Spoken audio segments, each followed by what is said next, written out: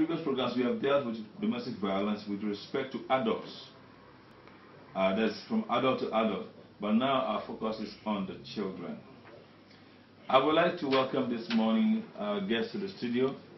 I have here Miss Elizabeth van der Meer. Please say hello to our listeners. Hello. Get closer to the microphone, please. This one? Yeah. Hello, good morning, everybody. Yeah. All right. And also next to her is another colleague, Ria Brau. Welcome, Ria. Oh, is it Brav? Oh, sorry. Beg your pardon. Okay. Good morning, my name is Ria Brau. Yes. Now, I would like you to just briefly say a little about yourself and what you do so our listeners can know who they are listening to. Yeah. My name is Ria, as I told you, and I'm working at Spirit, the jeugdhulpverlening in Amsterdam Zuidoost. Before I was working in Amsterdam Zuidoost. My office was in Amsterdam Zuid, and since 2003 we moved to Amsterdam Southeast, where I was living at the time. Okay. And my work is to help parents with the children who can stay in their own family. Really? So we have to put them in another place, like a family or friends, Yes. and that they call pleegzorg. Okay. But before we help them to take place in another family, we have to organize a lot with the government. And to organize all those things is a matter of, it depends of what the problem is Yes. in their own Okay. family. We will get a bit into that, but I'm happy you're here. Elizabeth, you want to say a little bit about yourself and what the work you do? Okay, I will be short. I'm a manager in the same organization as Ria. It's called Spirit. It's an organization for youth and education help. It exists for a very, very, very long time. Okay. And I do all kinds of projects also. Well, welcome to the show this morning. Cheers. Well, listeners, we invite you to interact with us as we proceed. And as usual, the studio line is 0207371619. Well, I was going to pick on something you said earlier, but hopefully it's going to come back. I just skipped my mind. Well, can you tell us how children can be victimized directly or indirectly when there's violence in the home? How do they become victims when there's violence in the home? Either it's directly on them or among their parents. How do they become affected? Can you tell us? Both of the things you are telling us. Touch on both. Both sides, because when there is a violence between the parents and the child is between it, it's also not a safe environment for the children. So that we call it also abuse, because the child doesn't feel safe. That's one part. The other part is, of course, when parents or family hits the children or have very hard punishments, you know. That's Punishments. also punishments. Yes, sorry, punishments. Then it's also child abuse. So both sides. Yeah. Okay. Well, on the question of punishment, that is quite a very sensitive topic, because I know. based on cultural backgrounds and ethnic backgrounds, these things vary. People's understanding of how to raise up children vary. So maybe we'll touch on that some more. Okay. Now, for the sake of getting clarity to the topic we are speaking about, which circumstances can we classify as violence in the home or as violence affecting the children? What are the things you can refer to and say, oh, this and that and that and that is violence against the child, or something that we can consider as violence that is not good for the development of the child? You like to know a very concrete... Yes. Okay. I think that a child needs a security environment, that he feels safe. Yes. And each situation is different. I need you So get I closer can't- to microphone because your signals are not so weak, too strong. Draw maybe both Yes. microphones, so I don't know which one is. Okay, good. Yes. So that's a difficult question because I think each situation is different. The most important thing is that the child has to be have a feeling safe in the situation in which he or she is. Yes. And that can be different because the cultural background, like you told us, that's of course a part of it. So sometimes when the child is used to some kind of situation, then you have to consider that too. So it's difficult, I think, to really concrete the situation. So you have to do research. Well, let's say, let me just cut it. Let's say I have 2 kids in my home, and then for some reason you feel like you as a child protection agency or child worker, you feel like intervening because you see the way my child is behaving, or you see or you hear something and you want to intervene. What would make you want to come into my home to look at how I'm treating my children? Yes. I believe you can concretely tell us what are some of the things which, when you see, gives you an indication that maybe all is well, not well in my home.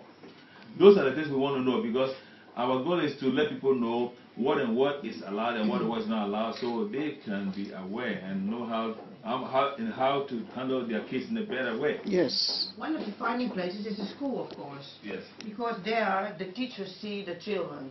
And when the children are behaving like not, a little bit, not a little bit insecure or something like that, or they don't have things to eat to bring up to school, or things to drink, or something like that, then they started to talk.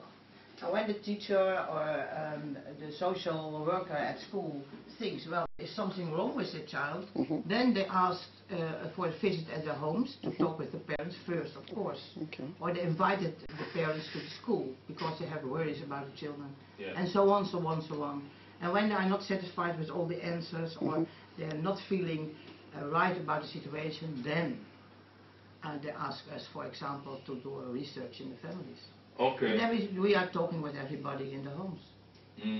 So does the teacher just have to spot one day, let's say the child is not in a good mood, the child is not feeling well, does that immediately trigger your getting involved in the family situation, or you got to watch it over some time, and if it's over some time, how long? For some time. There's really big things, Like what? And can I take it over for Please, go ahead. In school they have a schoolmaatschappelijk werkster, a social worker in school, and they are working together. Yes. And sometimes the GGD, for the schooldokter, for an example, they all work together, and they have a meeting about this child when they see that everything is not go zoals het hoort te gaan. So they have a meeting and they talk to the parents, and apart from that they talk to family sometimes, or sometimes the children, they talk about things what happen in their homes. Yes, and it's not that from the one day to the other they are going to bring the families involved. No, before the families come involved, there is a meeting in school. Like I told you, a schoolmaatschappelijk werkster, the teacher, the children, and then. But you ask something. Can you ask again? Yeah, about the behavior of the what kind of behavior they show. What are some of the things that immediately trigger your decision to do a research or to get involved in what's going on in the child's life? Well, there are signs, for example, when a child is studying at school that, last night, 2 o'clock in the night, I was playing, somewhere, but not in the house, Or, I look a movie and it was very about sex or things like that. All kind of, because children, they are telling a lot. Yes. And in the way they tell it, because it's not so bad, but the way they're telling it, that feels for the social workers, hey, there is something, I have to ask more. So that's the start of to do investigations. And it can be very different. Sometimes the children, they are very tired in school, or they fall asleep. They fall asleep, or they don't look like, zeg maar, Ze zijn niet netjes gekleed. Not clean, not Yes. tidy. Ja, or the hair, Yes. or something like that. Oh, dat is... Dan gaan ze erover praten op Ja, school. dat is wat ik... And a lot of times also they tell us, well, there are a lot of people in my house, but I don't know them. Oh. A lot of men who are coming in the house with my mother. Yes. I don't know them. So how do Yes. you get Then- they tell their friends? No. They Yes. say they are Or you, the friends. teacher asks them what's really going on in their house, in their home. There are a lot of, so you know that children, they like to talk. Mhm. And sometimes they tell their friends. And the friends go and tell another friend. So the teacher Eventually gets Go here. Precies, We'll hear it, you know. will hear it. And for an example, I had a girl in my caseload in my group, Yeah. and that one was in school, in the same class of the teacher who becomes her foster parent. So the teacher, Wow. it was very difficult for her because that girl, she was doing very well in school, but there were a lot of small problems. So she had a meeting with this girl and her friends. So they talked about the problems, and after that things came out, and maybe 6 months later she was the foster parent of this girl until she was 18 years old. So how did you take up this matter with the parents of the girl? And what was the girl's circumstances? Was she living with her own parents She was or with living adopted with her uncle. uncle? Then tell And us. her aunt, and the aunt was, for the 7 days in a week, she was maybe 3 days in the house. Sometimes she don't see her for 2 weeks, and this aunt was out of the country because of her sick son, something in another country, and this girl was very sad, and she didn't do it better than before in school, and that's why things go. Yes. Wow. Wow. Okay, so you mentioned a couple of things. Neglect, I've noticed neglect. Let's say violence at home. Sometimes maybe when they watch violent movies or sexual movies and they feel insecure, these are some of the things you notice about a child, which gets your attention and you want to do something about it. Am I correct? Because I wanted to know some of the things which you classify as violence to the child, and for which reason you are compelled to want to look into the matter and to do a research and to decide what to do with the child. So I've just listed some of the things that I picked up from what you have been saying so far. Yeah. Is that all? No, there's a lot more. Yeah. There's a lot more. Yeah. So mention what you can remember. So we have a good idea of these things. Because for me as a parent, I may think something is normal because Yes. that is the way we are at home. Yeah. Huh? But in the eyes of the school authorities, it's abuse. Yeah, So because, then you know, when I need to know which are the things which constitute abuse to the child. If I become aware of it, maybe I may change my Yes, and way change the of migrant handling the community. child. But if Exactly. you don't tell me, I may not know. Yes. You see, because I want the best for my child as well. in the beginning you tell us also the difference in education in the different cultures. Yes. And in other cultures you have other punishments than we have here Yes. normally, because beating a child, it's every culture. Yeah. Also in the Dutch culture people do. Yeah. But a few years ago they forbid to hit the children. So what's happening? We do also a project for that kind of children too, who are growing up into cultures. But that's another thing. So we try to talk with the parents how it is for us and in Holland and what kind of punishments you have. And we try not to say, you don't have to hit your children, but does it help? What helps? You know, what do you want that your children are doing or not doing? And then what's the best thing to educate them? And but that in our culture here, when you really beat up a child, it's also No problem. violence. So that's one of those things. Yeah. Or neglecting, but you told us before. But all kinds of things on that area. We can. Yeah, go To ahead. give an example, there are different ways to abuse a child. Je hebt geestelijke mishandeling en je hebt lichamelijke mishandeling. Okay. But the Physical and Emotional, psychological. Yeah. And if you put them together, it will make a child very insecure, very insecure.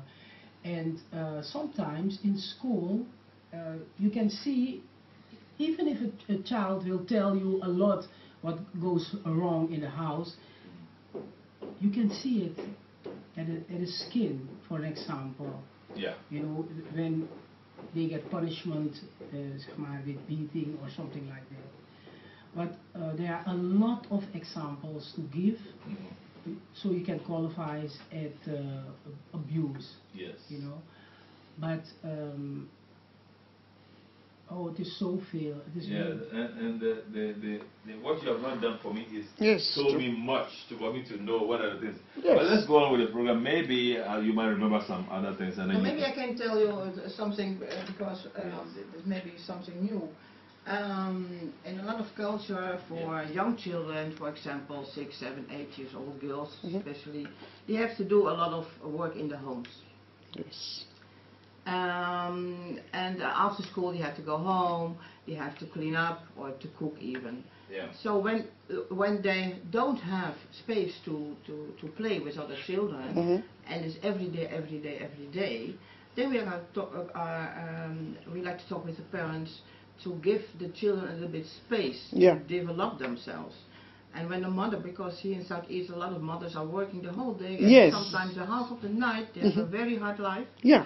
And we realize that, so we try to talk with the parents, what can we do for the children, because when they go to school and after that they have to clean, to cook, to do all the housekeeping things, Yes. then that's not life for a child. Yeah, that's true.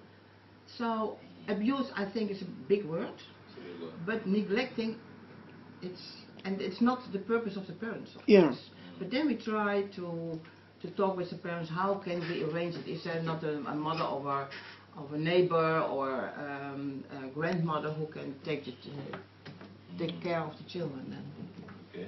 Okay, there's a question coming up. Yeah.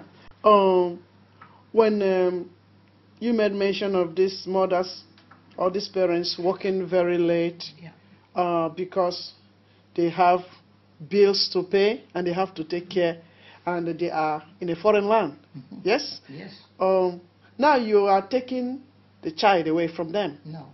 If you come in, maybe you want to take the child because you feel the child is being neglected. Do you not consider it as a trauma to that parent that is already going through hassles? Is it not a difficult thing for them, to be dealing with the child agency that have taken maybe their child, and then with the job they are working every day and coming back very late?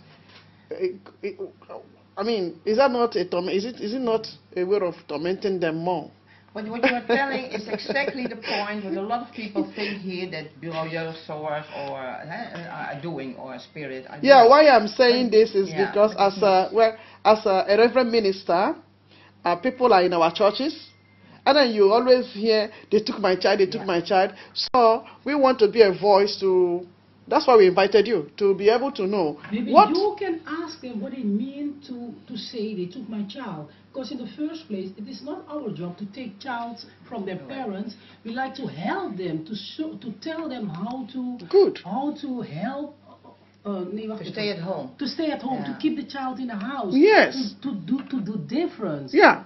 But it's not our intention to take their child away from so them. they put the painting in the mind of so many out there. They paint it as if child protective agencies are like they are doing them harm instead of doing good.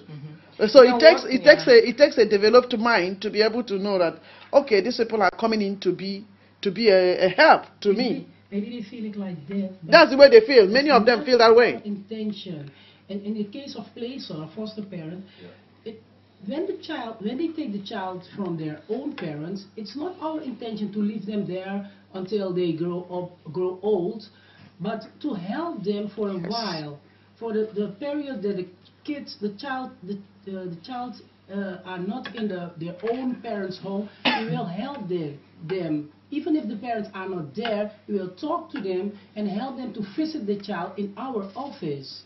So they explain it very wrong to make it like it's our job to take their child away. No, it's not our intention. But it feels like, I know it, because we give a lot of courses in the education in the two cultures, and we heard from the people exactly what you are telling. Yes. They take my children away, and my kids, and what they are doing, and don't go to bureau jeugdzorg, don't go to the youth. Yeah, I'm feeling very bad, Yeah. and I'm taking medicine, then I'll take my child away. So you hear those things all the time. Then you begin to wonder, who are these child protective agencies? We just spoke about putting the child with foster parents.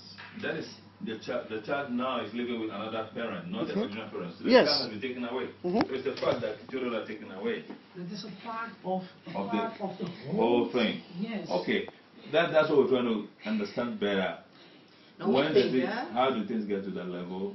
And because of course, the child's interest is what everybody's trying to protect. And if the child is going to be damaged by it being in the environment he or she is, there's no point leaving the child in that place. So it's better to keep the child in a safe place. So we understand that.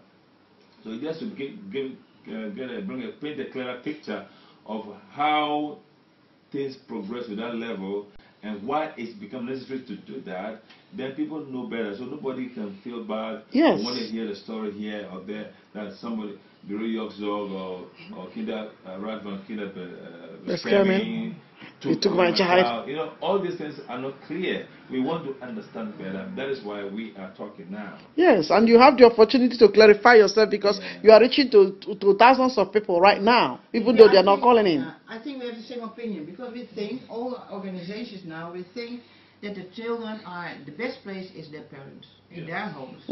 If it is not possible for several reasons, then it's in their own network.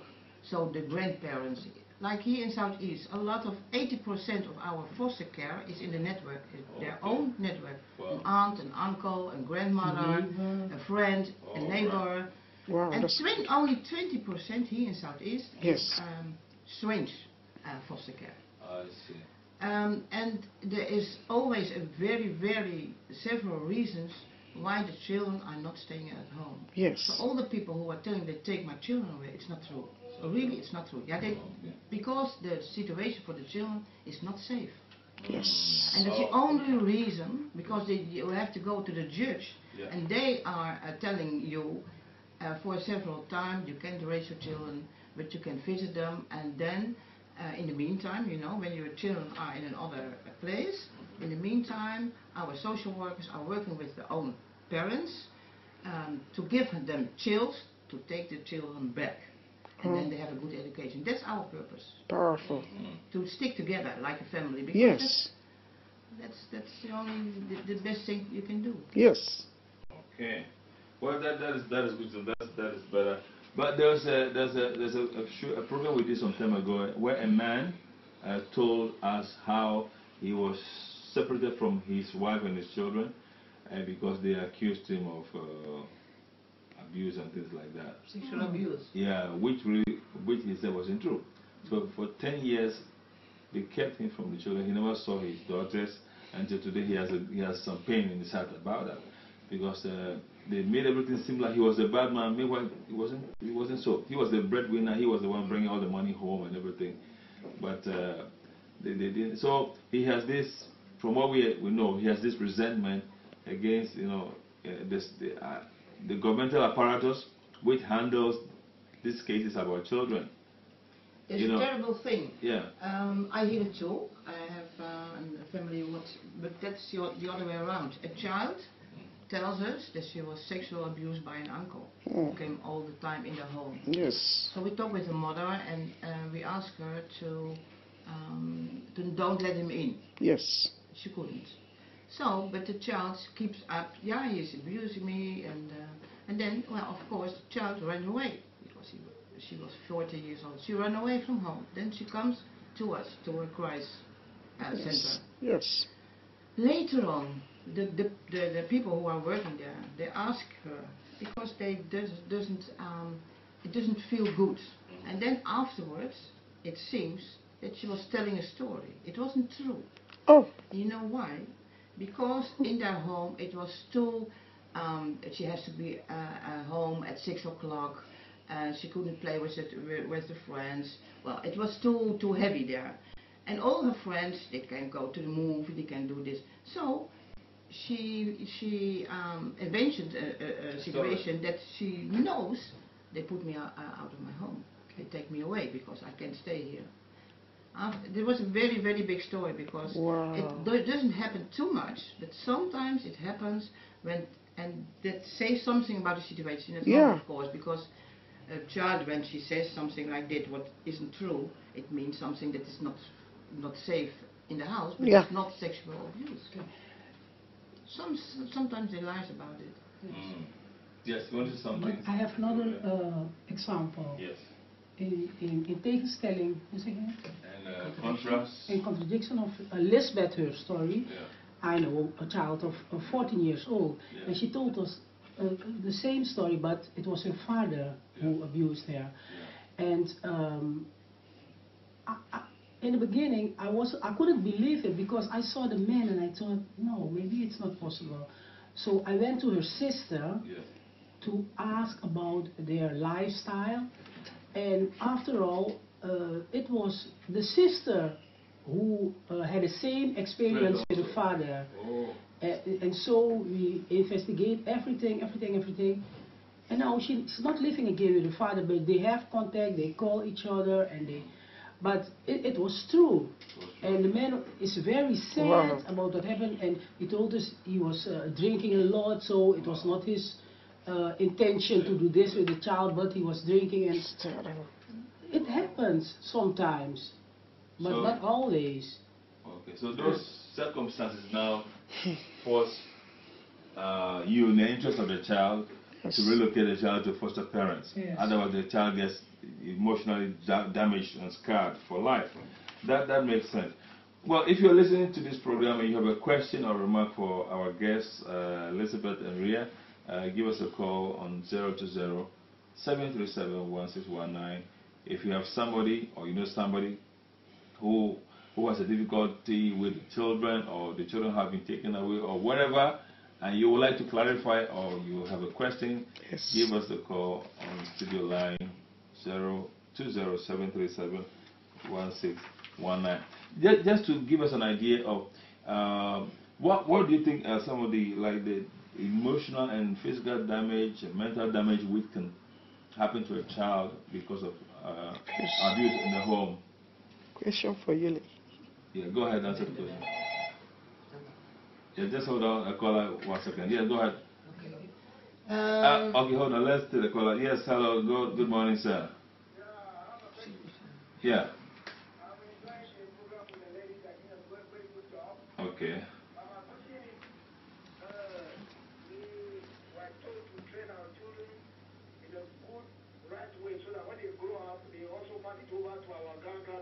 Yeah. And we are happy to train them.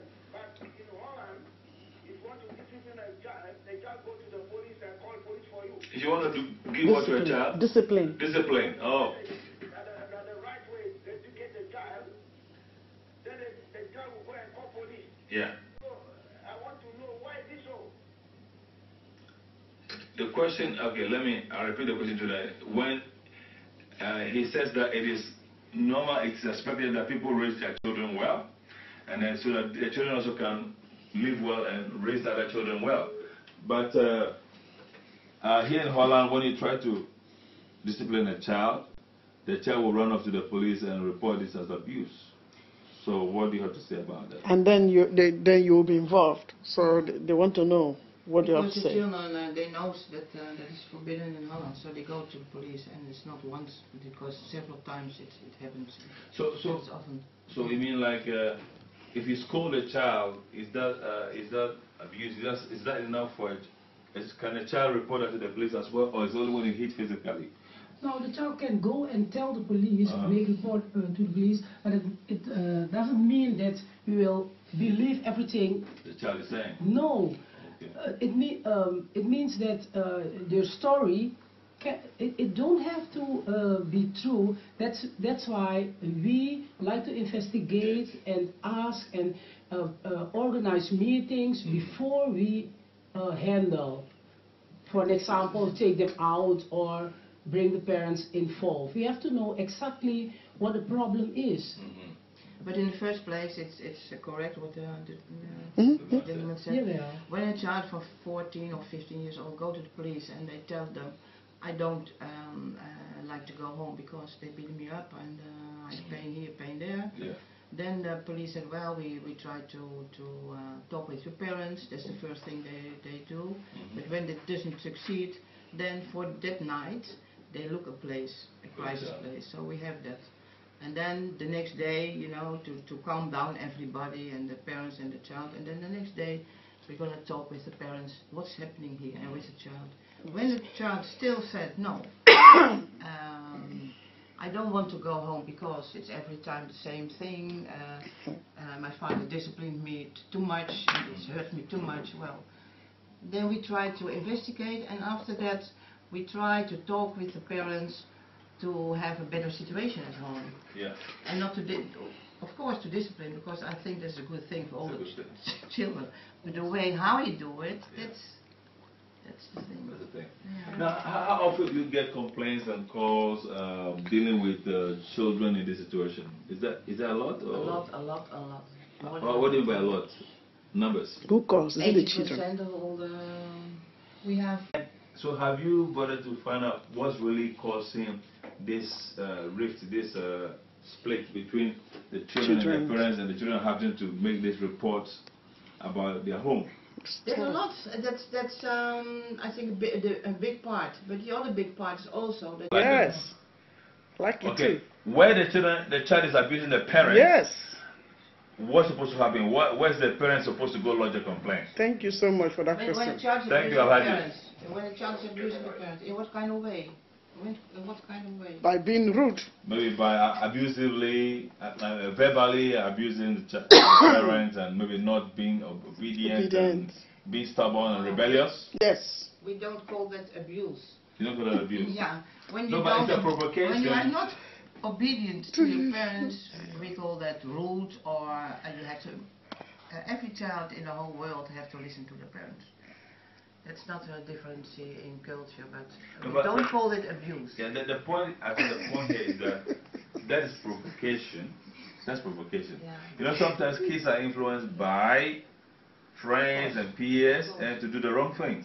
Of course. And that's why sometimes a parent wants to be friend Yes. to put the child right. So what we learn the parents then is to, you know, when a child do something good, reward them. And when they do something bad, punish them. But the way of punishing, that's because, you know, sometimes you can say to your child when she's obedient, you have to stay home today. You don't go out tonight. It's because you are rude, or you don't listen to me. Yes. Things like, or go to your room, or clean the dishes because you are not nice today. Things like that. But, yes, but to answer the question of the beller, in a situation that they call it parents abuse, I do not call it like that, because you need to be strong. I know a situation that a mother went to bureau jeugdzorg to tell them what goes wrong with the child. And in that situation, bureau jeugdzorg talked to the mother, she went to the doctor, and after that it was necessary to make a scan of the brain of the of child. the brain of the child. So in that case, maybe there is something wrong with the child. Yeah, mentally, why she behave like that, you know. But I cannot call it parent abuse, because you have to be strong like a parent. But it exists though. It's another example. Because I know a case of a 15-year-old boy who was really beating up his mother. Yes.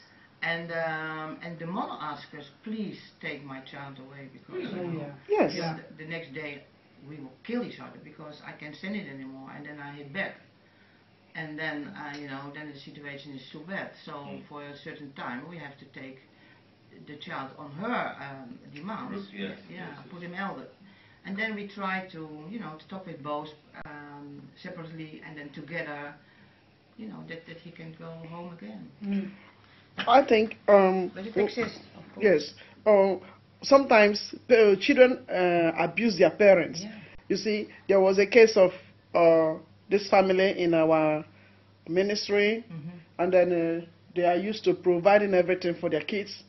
But the bigger child, about 15 years, began to mingle with other girls, and she wants everything. She wants iPhone, she wants BlackBerry, she wants this, she wants that. And the parents could not afford that.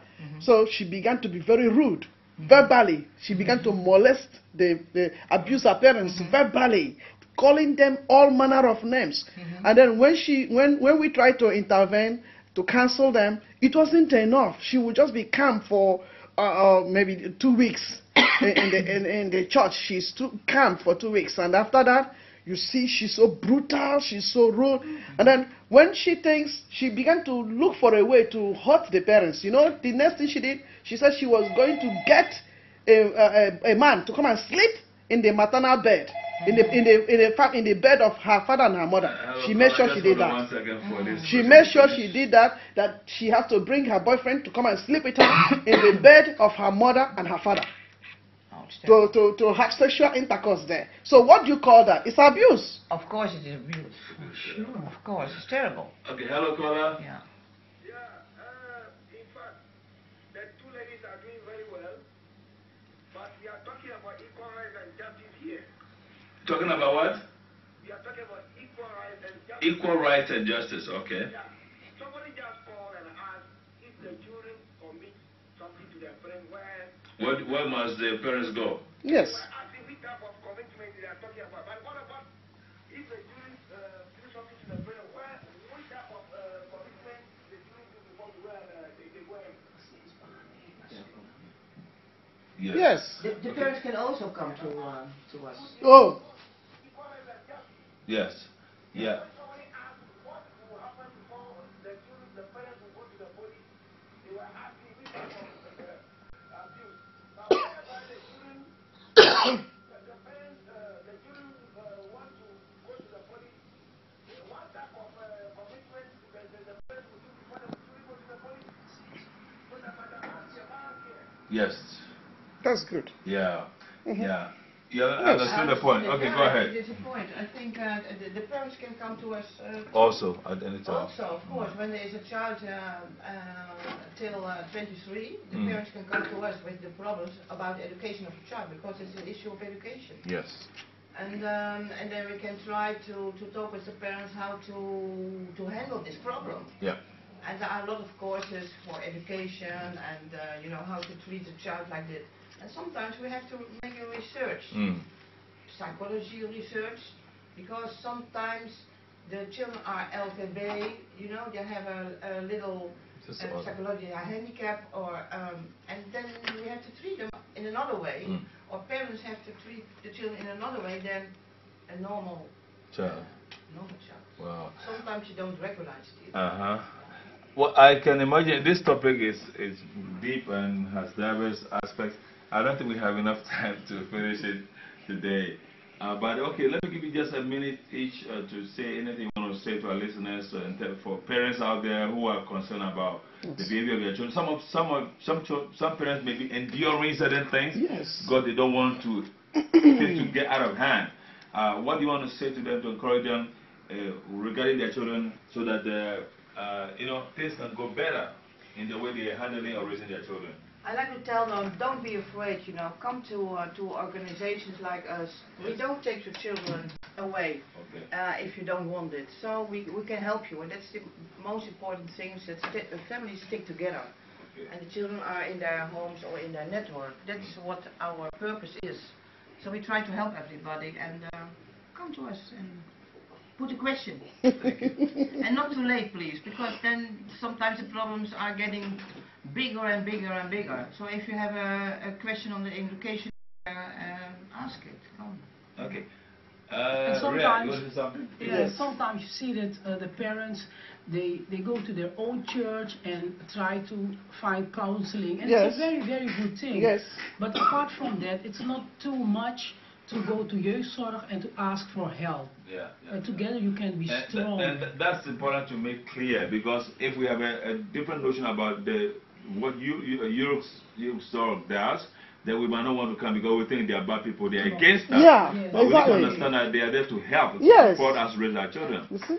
And that point ought to be made clearly. And often we ask the church to help us also. But you have to now call We do us. it. We are church. I'm a reverend minister. You invite me. We Yes. talk because the church can do a lot. Exactly. Yeah, I know, In the I'm own sure. community. So we work together. Okay. Well, ladies, thank you so much. Miss Rhea Braff, thank you for coming. And I like your smiling good.